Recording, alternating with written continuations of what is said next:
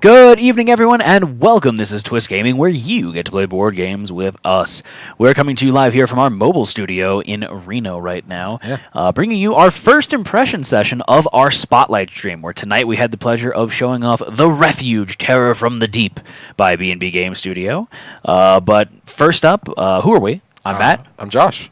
We're Twist Gaming. We already showed off The Refuge, Terror from the Deep, so if you haven't had the chance to watch our spotlight of that, definitely go check that out for the full rules explanation of both the competitive and the cooperative modes of the game. We did a couple cooperative rounds because they weren't really quick. Yes. And then less players, it's going to be a little bit quicker, obviously.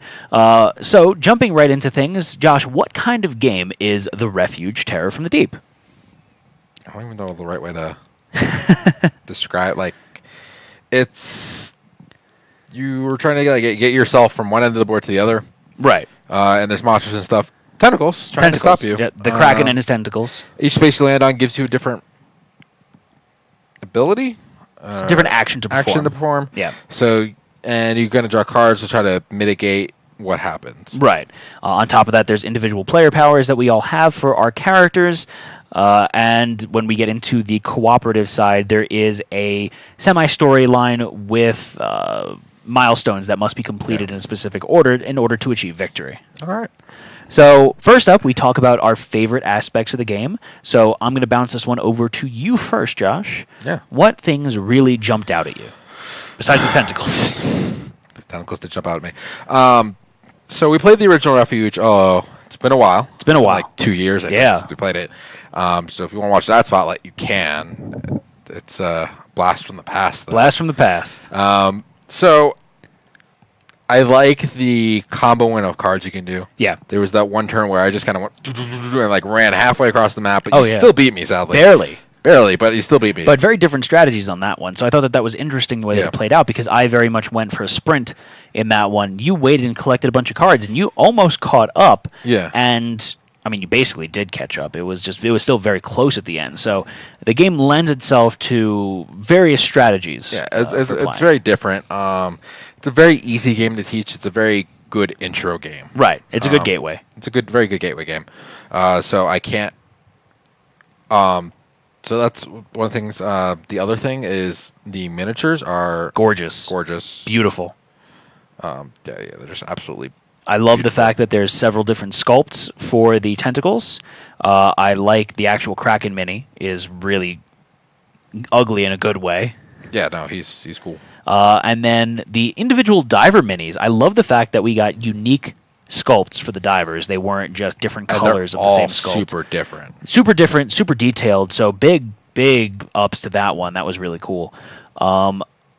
I'm a big proponent of individual player powers. I mean, you know that. Everyone that watches our stream knows that. I love the fact that they added this in from, as an improvement from the last Refuge game, where we have 3 individual player power cards that are initially in our hands that work for both the competitive and the cooperative mode. Yeah. So, for example, the character that I was playing as, for the most part, has a mechanized arm. Move a player adjacent to Katarina into an unoccupied space 2 spaces away. So, in the cooperative mode, I tossed you around the map so that you can chain stuff together and we can activate an ability or achieve one of the objectives. In the standard play, I didn't get to use it, the competitive play, but I would have used it to throw you backwards. Yeah. So I thought that was really neat. I like the way that the Kraken cards works. I like the AI aspect, the random AI aspect. Yeah, I think that the deck was cool, and it put everyone on their toes of what was going to happen. Right. Sometimes, though, sadly, he kind of got stuck in the corner, and he's just like, "Yeah, I'm just going to hang out over here." But I mean, that's part of it, though, is that sometimes you get lucky. Sometimes, I mean, that could work very much against you. Like at the end of the cooperative play, you almost got stuck in the corner and weren't able to do anything because he was hugging the side there. Yeah. So it's a double-edged sword for sure. I love the way besides the color on these cards, I like the way that the spawning and the moving of the tentacles worked and how it's directly in front of him. Co-op mode. Yeah, I thought that was really cool. Anything else? I like the artwork. I think the artwork's really nice. It reminds me of BioShock. Okay. In that, I mean, the divers, of course, but also the art style itself is kind of like, it reminds me of like the Rosie the Riveter poster.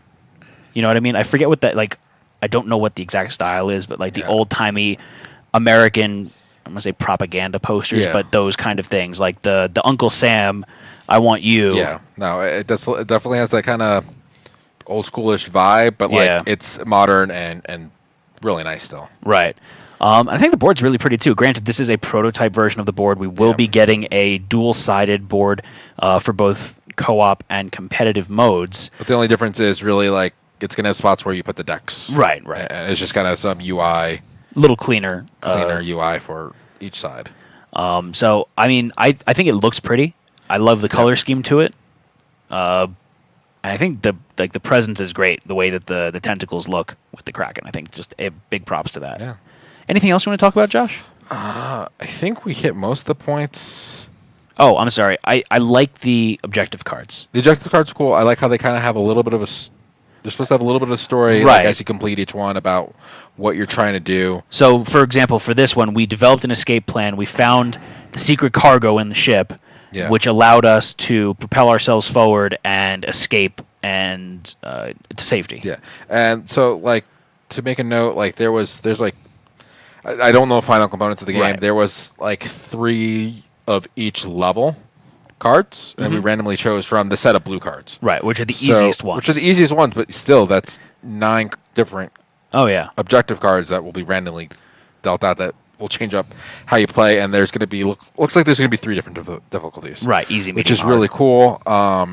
And, you know, me and you, we like our co-ops hard. Oh, yeah. And really want to go into it.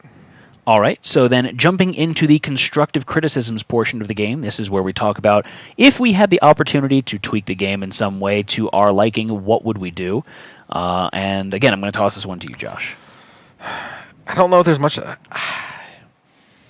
I feel the competitive... And I might have said this when we first played the first Refuge. Yeah. I feel like the 2-player competitive mode isn't great. Because I think it benefits from more player interactions. More player interaction, because if I can't stop you, right, I would hope another player can. Right. You know, no one's going to want to play Kingmaker. Yeah, no one wants to play. And it's... I mean, there's also the side of, like, I can be selfish and, like, I'm not going to stop him because I'm going to figure someone else is going to do it. But that's a part of the game. Right. I just think 2 players is... I can't do anything. It's kind of the luck of the draw with the item cards sometimes. Bit. So it's a lot of luck and stuff like that. Like, my reason why I had so many cards in my hand was I didn't get a...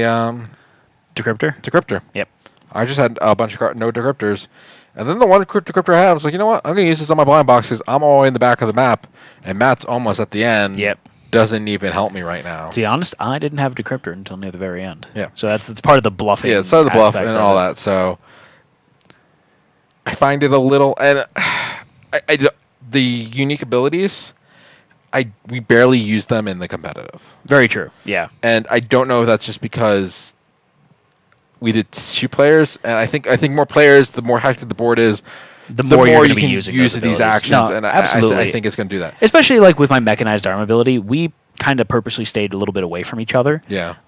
Where there's more players on the map, it's going to be harder to avoid that. So I would have used it more there. And again, as there's more players on the map, more stuff's going to be spawning as well, because players are going to be doing that more. There's a lot more. There's people are going to be moving tentacles around, and there's just a lot more to the game, which will make it a little bit more. So it's, I think it's just a 2-player kind of... This game isn't best at 2-player, at least for the competitive. Right. The co-op was interesting. I kind of would like to see more players, see how that would work. Because I think you can kind of, as it may be harder because it's between turns, it may also be a little on the easier side because you can kind of control more things. Okay. And you have more people on the map to kind of do different things. It'll be interesting to see. But no, I like the new co-op mode. The Refuge itself was fun. This is just an updated version of it. I don't think they did anything to make the game worse. No, definitely not. I think there's just some core mechanisms that just don't work for like a 2-player game. No, absolutely. From my personal perspective, in terms of things that I think could be improved or tweaked, the actual escape pods here, the numbered escape pod systems. I like the concept of it. Yeah. But I don't know if the execution was fantastic simply because the abilities, or the goals rather, in order to get a numbered escape pod key, if you will, were kind of difficult to activate. And at the same time, they only activated one escape pod for you, one specifically of the 7. Meanwhile, if you draw through the deck, the actual decryptors are a universal key. Yeah. So I felt that the objective benefits were kind of just on the side because they really didn't matter. Right. And that might change more for a larger player game. Because there's going to be less decryptors going around. Less decryptors going around, and then most of these are probably going to be easier to complete because of more tentacles being spawned and stuff like that. Right. Yeah, there's some really interesting ones. Another interesting thing I would like to see is these have a pod listed on them. Yes. So it's like, oh, this is how you always unlock pod 3. This is like, you kind of know. Yeah.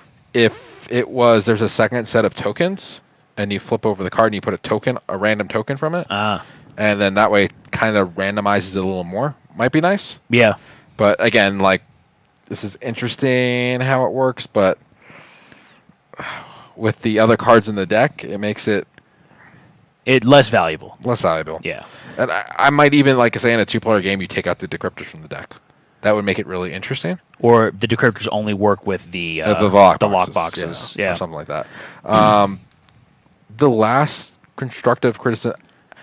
I could see you're on the fence about it, yeah. I would love if the actual spaces were more kind of like a actual kind of little bit more of a map. And they kind of flowed together a little bit better. So it's not as segmented. So it's not as board. So this was just a coral reef with like some faded like maybe different rock structures here. So it looked like one giant piece. So it looked like one giant section. Like it looked like a map. Right. Where everything was kind of connected and not segmented. So it's less checkerboardy. Less checkerboardy, yeah. Which, like, if the cave was here, like, you make the cave a little bit smaller, then you have, like, a cool little landscape with a tentacle coming out. Right. And just kind of make it so all the edges kind of blend together. Okay. So it doesn't look that checkerboardy look. I think that would be really cool. And it makes the map, I feel like it gives it a little bit even better table presence. Be like, oh, look at this cool map. And it's still functional. Right. So you just want a more natural look to it versus a more hard line look to it. No, but that's fair enough. A minor thing. The game's fun. I especially had fun playing the Refuge with 3 and 4 players when we played before. Right. Because you get that hectic chaos there. That doesn't quite come then with 2 players. I don't think we died ever. No, we didn't. Yeah. And that was partially because of the way that we were playing with the way we were playing it with the 2 players. It makes it a little bit harder. We didn't even get knocked down in the co-op round. That's true. Yeah. And we kind of nerfed ourselves and not nerfed ourselves. We killed some extra tentacles when we shouldn't have. Right. But we weren't drawing any of our cards at the same time. So it was kind of a wash. Right. So, yeah, I just think if you like the Refuge, if you played the original one, you're going to like this. You're going to like this. Yeah, for sure. absolutely. Game needs more depth. Got it. And that might just be, let's do a higher difficulty. Oh, absolutely. So this was still difficult. Oh, yeah. It wasn't easy. No, it wasn't a complete walk in the park. Everyone should remember, if you're a fan of the stream, you should know Matt and I destroy co-op games. Yeah, we tend to play co-op games very well, so it might not be the baseline for you. So, like, we should have probably done a medium or hard, but we went for the easy one just to kind of show it off. And these could kick our butt. I don't know. Matt and I both love a hard co-op. Yeah. So with that, though, we're going to move into the most important question of the evening. And tonight, that is going to be, would you play this game again? So, Josh. Co-op, definitely. The competitive, I would like to see a lot more players. Yeah. I like a 4, I think it was the 6. I think it goes up to 6 player. I don't know. I think there's 6 individual players, right? Yeah, I think 6 individual sculpts. I don't remember if it goes up to 6 players. 6 would be very hectic, but I agree with you there. I personally think that yes, I would definitely play the game again on co-op. Yeah, because we both enjoy co-ops as well. We probably will play it again on co-op once we get our hands on a production copy. But for the competitive, again, yes, I'd say minimum 3 people. I'd prefer to play at 4+. Yeah, I think 4+. Yeah. The co-op mode also works solo. Yeah, there's rules for it. So. I'd be interested to try that as well because I love the fact that so many games these days are going to solo variants. Yeah. So you can, you don't have to get a group together to play. And we didn't even show off all the characters. There's some secret stretch goal characters too that I know they've worked on, which I can't tell you anything about. But they're sitting over here, but we haven't looked at them. We haven't looked at them. So I'm sure those will be really cool. Like there's one character that puts tokens on the map that lets her, I think, lets her take extra actions when a tentacle moves on them or something like that. Yes. Really cool. Like there's some really cool abilities and some even more complicated characters because we played as the baseline characters, so that way we can showcase kind of what the core aspect of the game is versus some of the wonkier player abilities. Yeah, so it's going to be really interesting to see how this comes out and everything they're going to do with it. And I'm excited to see the production copy minis. Yeah, no, these are absolutely gorgeous. Pretty cool. All right, so thank you all for joining us this evening. We really do appreciate it, and make sure that if you haven't watched our spotlight video of The Refuge Terror from Deep, go do that now. Yeah. Go watch it. But with that, thank you all, and signing off, I'm Matt.